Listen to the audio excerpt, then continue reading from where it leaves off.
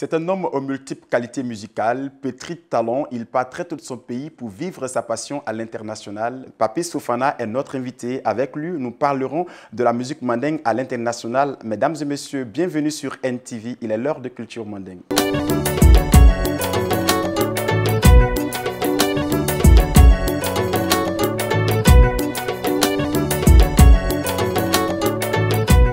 Bien installé, on espère, chers téléspectateurs, pour vous, une émission à la dimension internationale. Et comme on annonçait, nous sommes avec Papis Fofana. Papis, bonsoir.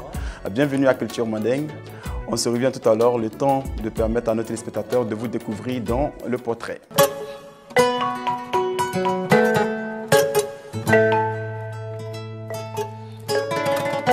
Papis Fofana, le griot moderne. Né en Côte d'Ivoire à Toumaudi, il est issu d'une famille de griots.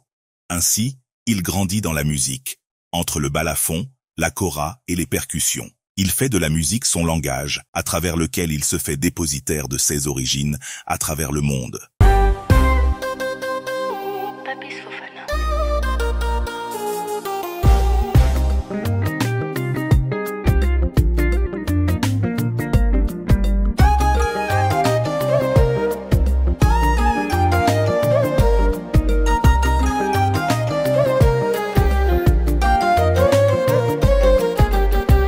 Dans la lignée des grands musiciens mandingues tels que Cheikh Tidiane Seck, Ray Lema, Ahmed Fofana, Jean-Philippe et Sekouba Bambino, avec lesquels il collabore régulièrement en tant qu'arrangeur pianiste ou chef d'orchestre depuis près de 10 ans. Entre l'Afrique et l'Europe, Papis Fofana est l'un des musiciens majeurs de la scène musicale ouest-africaine d'aujourd'hui.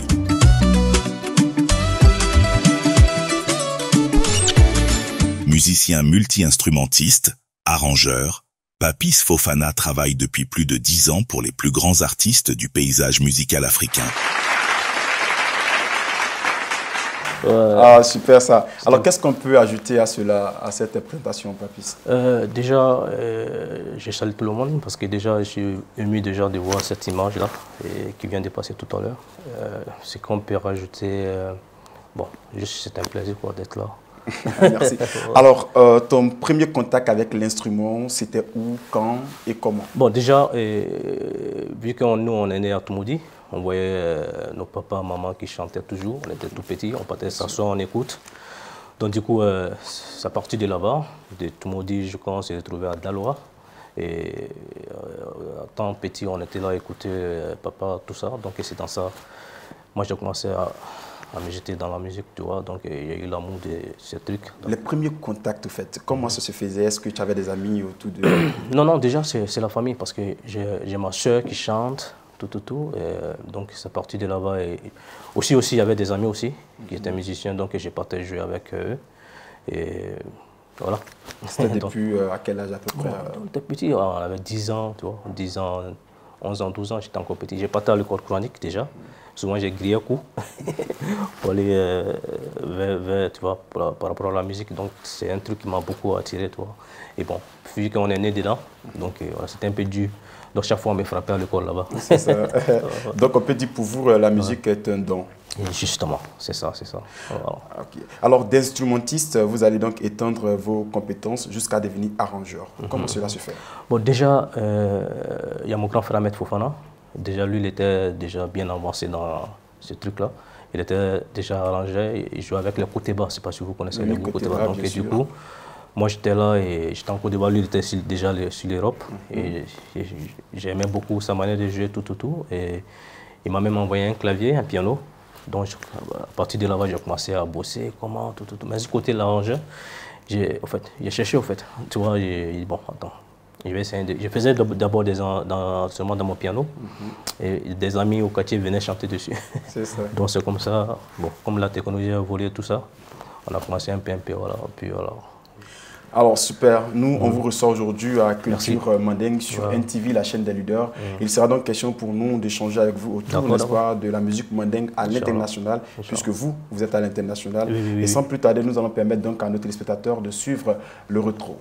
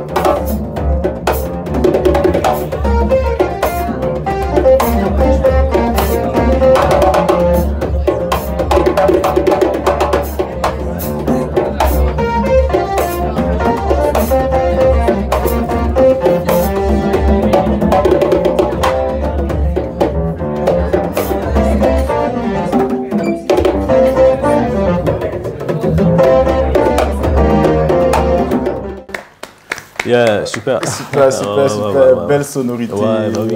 beaucoup de rythme, Surtout, de vibrations. Yeah. Alors, on vient de voir donc dans l'élément de grands noms tels que Baba Sissoko, Daman Bilarou, Madou Sidiki Diabaté, Lassina Kouyaté et le fabuleux Jean-Philippe. Jean-Philippe, ouais. Qu'est-ce que vous pensez de ces personnes? Bon, écoutez, Jean-Philippe, c'est quelqu'un déjà... Bon, moi, déjà, il me prend comme son fils. Depuis moi, j'étais en Côte d'Ivoire ici. D'abord, j'ai rêvé à le voir parce que c'est un grand musicien. Ouais, c'est un grand musicien. Et quand je suis arrivé là-bas, on s'est vu. C'est-à-dire, dès que je suis arrivé en France, une semaine après, hein, il fallait que je le voie. Rapide, hein? Ouais, c'était rapide. T'as pas manœuvré? Parce qu'on a échangé quand j'étais ici. Oui. Donc, du coup, quand je suis arrivé là-bas, il était content de me voir aussi. Oui, il manque intéressant. Donc, depuis ici, vous êtes en contact avec des artistes à l'international? Oui, surtout Jean-Philippe. Ouais, c'est quelqu'un que j'ai écouté depuis que j'étais encore petit, quoi. Donc, c'est-à-dire, c'est un grand musicien. Super.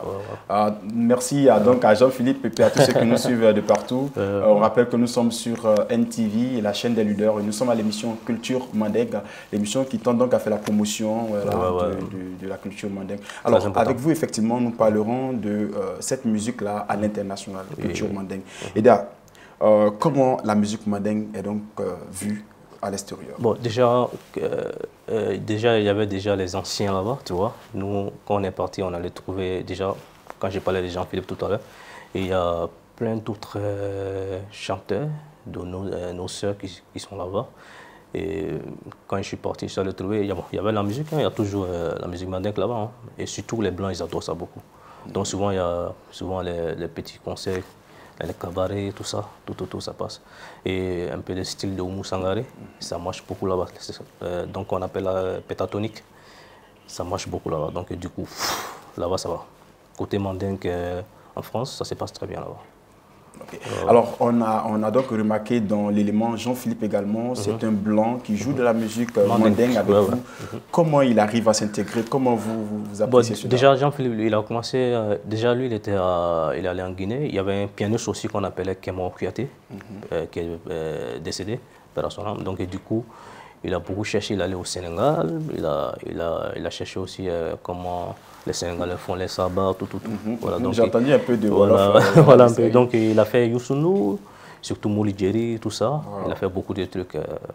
Et il y a plein d'artistes. Bon, vous connaissez déjà Ahmed Fofana aussi. Bien sûr.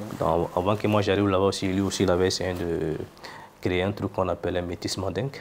Voilà, c'est-à-dire c'est du mandingue, en même temps mélanger un peu du jazz, tout.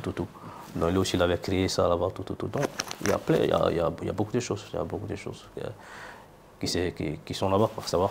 Donc on peut dire fièrement que la musique mandingue fait vibrer les bars, fait vibrer vraiment. Toujours. Parce que moi déjà, après on a les trucs là-bas, je vais dire des dates.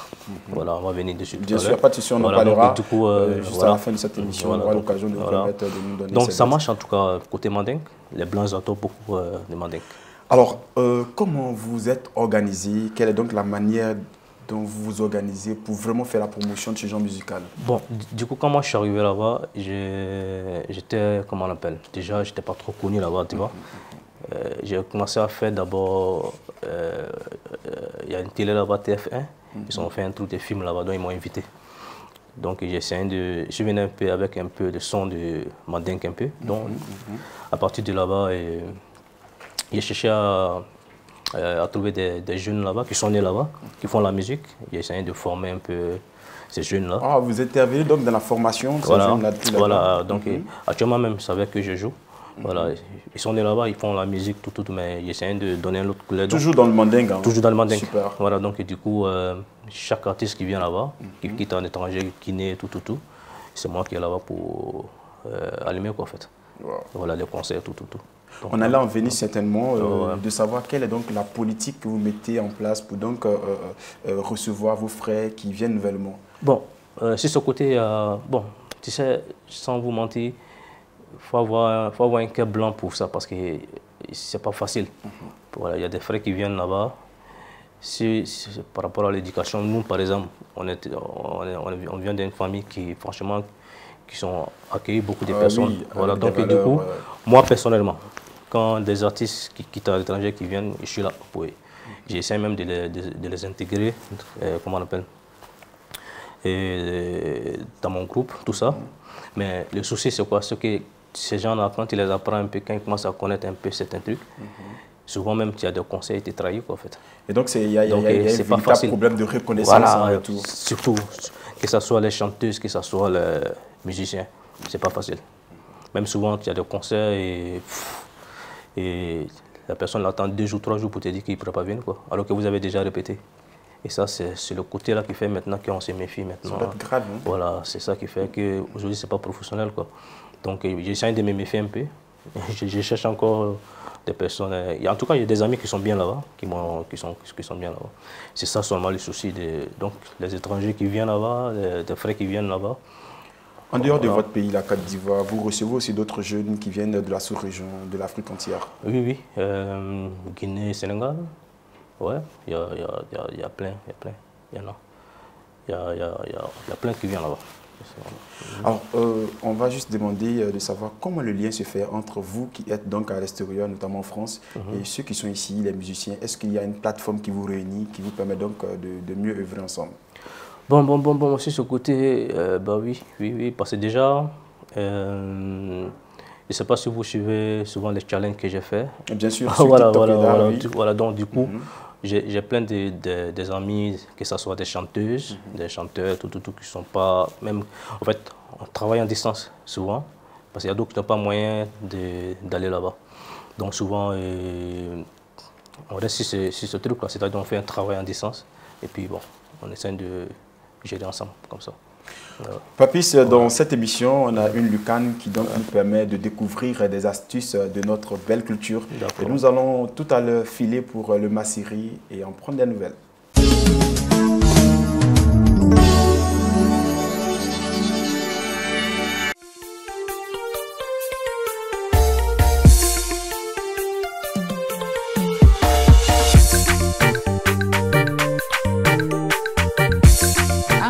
Manden Massiri kono bi an bɛ fɛ ka poivre rouge nafa le yira la. Donc poivre rouge filɛ nin ye o b'a fɔ ni le ma poivre rouge a bɛ sɔrɔ yɔrɔ bɛɛ a nafa ka bon kosɛbɛ. Donc bi an ya kuma bɛna boli poivre rouge le kan. A mugu filɛ nin ye ni ka poivre rouge nin ta k'a susu a bɛna min di ma o le bɛ nin foyi tɛ fara kan. Ni ka susu i b'a tɛntɛn ɲanama i b'a boîte ɲini i b'a kala min filɛ nin ye n bolo a mugu le filɛ nin ye n bolo. Donc an mako bɛ juma de la a mugu. Donc a mugu nin n'an k'a sɔrɔ an b'an ka boîte kɛ k'a bila a kɔnɔ. Tuma o tuma n'an y'a najini dɔ b'an bolo an b'a kala k'a dɔn. A kɔnɔdimi misɛnmisɛn ninnu parce que tuma dɔw la musow y'a ko ka ca ko caman bɛ to k'a kan na an yɛrɛ dɔrɔn pe de b'a lɔn. Donc ni kɔni ka poivre rouge ni mugu sɔrɔ ka k'i ya naji la k'a dɔn nafa min b'a la a n'a bɛna min k'i fari kɔrɔ il yɛrɛ le bɛna se k'a tɔ fɔ sisan. Donc o le tun b'an fɛ bi k'a yira an balimamusow la hali an facɛw fana o bɛ se ka dɔ dɔn a la a y'a kɛ naji la dɔrɔn k'a dɔn. Ni min bɛna bɔ a la sisan a bɛna an wele k'a fɔ an ɲɛna. De retour sur le plateau, voilà, donc on vous disait à chaque numéro de Culture Mandingue, chers téléspectateurs, on vous permettra donc de découvrir des éléments qui donc sont des petits secrets de notre culture et qui ont donc toute leur importance. Le poivre rouge, vous connaissez ça? Bon, tu sais, madame souvent elle prépare là. En France? Oui. Ah ben, donc, le poivre rouge, ça se mange en France? Oui, ça se mange très bien. Et puis moi, franchement, j'adore. Ah super. Et surtout super. Dans les soupes. C'est intéressant d'entendre que nous avons des éléments culturels mandingues qui donc se retrouvent depuis l'Hexagone. Ouais, surtout ma femme, elle aime beaucoup ça. Donc du coup, souvent quand elle va à l'étranger, elle vient avec beaucoup.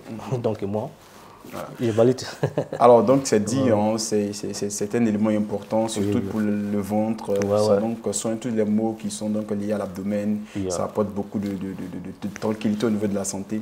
Je pense qu'on va donc inviter notre spectateur à suivre davantage les conseils qui ont été donnés. Voilà. En tout cas, et nous continuons donc dans notre thème. Papis, vous êtes en France, vous jouez, vous faites des tournées. On peut savoir déjà votre identité en termes de tournée, en termes de production et autres. D'accord. Et déjà, moi, comment on appelle ma carrière solo, c'est-à-dire j'essaie de... Là, j'ai commencé mon album déjà. Et dans mon album, il y a certains chanteurs, chanteuses qui sont dedans, qui passent dedans. Et ce côté tourné, je suis le pianiste de Sekouba Bambino, donc du coup, lui, il ne veut pas me lâcher, quoi. Même souvent, quand j'ai des trucs solo à faire, quand ça correspond à son concert, je suis obligé d'être là parce que c'est un monsieur franchement très gentil. Bon, je le prends comme mon père aussi parce que c'est quelqu'un qui... J'ai appris beaucoup de choses aussi avec lui, Sekouba Bambino, donc du coup, voilà quoi, on essaie de s'intégrer dans ça en fait.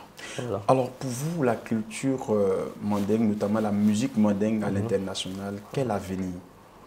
Bon, non, déjà, moi j'ai dit ça va, hein, ça va. Déjà, et surtout les Blancs, ils adorent beaucoup, que ce soit en Allemagne, parce que je suis allé là-bas déjà, et je vois des Blancs qui sont dans la salle même, qui sont plus même que les Noirs là-bas. Et ils sont là, ils sont attentifs, surtout les tournées que j'ai fait avec Bambino. Et du coup, là-bas, ça va, ça prend de place là-bas, en fait. Quelques grands noms avec qui déjà vous avez travaillé? Bon, c'est tellement beaucoup, mais je peux dire, déjà, je commence par Bambino, déjà. Sekouba Bambino, depuis la Guinée. Hein. Depuis la Guinée. Lui, c'est un génie. Super. Donc, Oumou Sangaré, déjà, j'ai eu à jouer avec elle une fois. La diva. Ouais, Oumou Sangaré. Donc, et Amadou Soudia, voilà. C'est côté chanteur, c'est là. Bien chanteur, sûr, voilà. bien sûr. Amadou Soudia et Massandio Fofana. Voilà, donc, il y en a quoi, je peux pas... Et même souvent des artistes qui ne sont pas mandingues, hein, j'ai entendu Védrum à un moment donné. Ouais, oui, lui, on a fait un son même là, il a chanté un truc un peu en mode Zoulou. Donc, il a essayé d'appeler les beatmakers de là-bas. Il n'y a pas quelqu'un qui pouvait jouer les sons Zoulou. Donc, moi, ils m'ont fait appel. Ce jour-là, on allait au studio, on a monté le son, quoi. Et le son même n'est pas encore sorti. Donc, on a fait les choses ensemble, on a fait au moins 3-4 titres comme ça. Donc, vous avez beaucoup d'artistes à vos cordes avec qui vous avez travaillé. Travaillé Clayton, tout ça, Clayton Hamilton, tout ça, on a fait. Bon, il y a beaucoup de choses, quoi.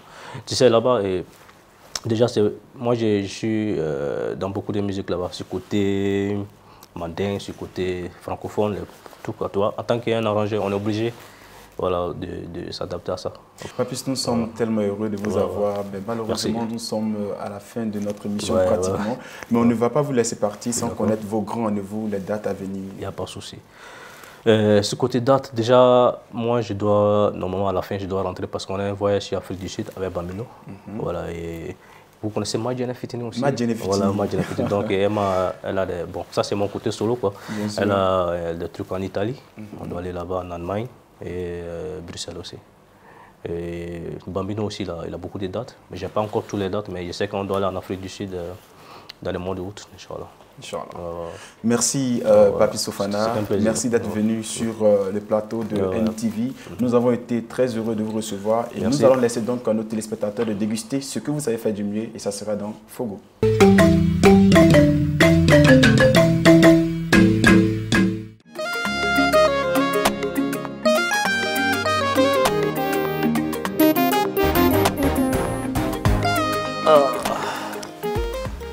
Ça, c'est ma première femme, ça.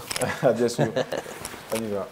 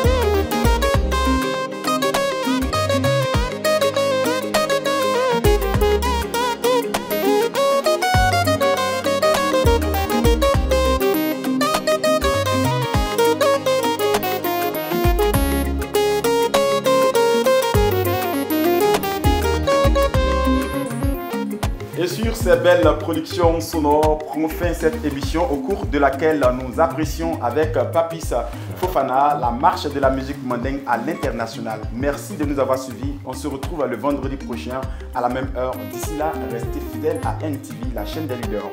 Bye. Merci.